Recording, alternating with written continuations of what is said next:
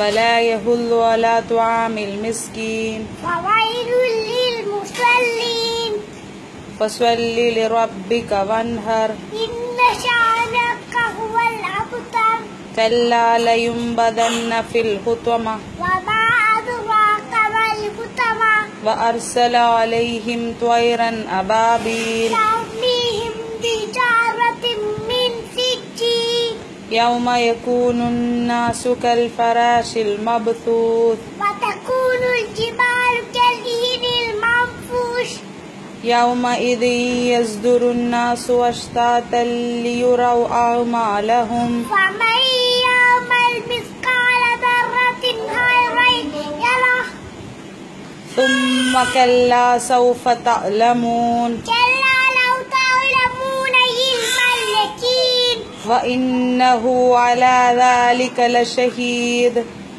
وإنه لحب الخير لشديد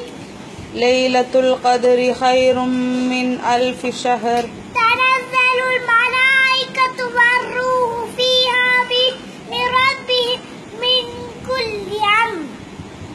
وما تفرق الذين أوتوا الكتاب إلا من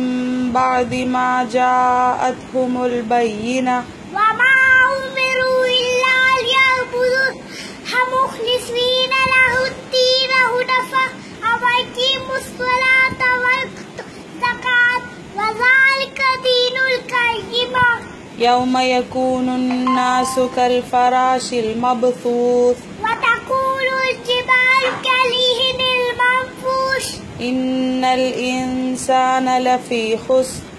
إلا الذين آمنوا وعملوا الصالحات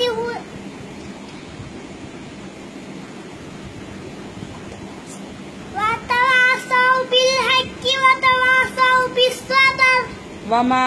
أدراك ما الحطمة نار الله الموقدة إيلافهم رحلة الشتاء والصيف فليعبدوا رب هذا البيت ولا أنا عابد ما عبدتم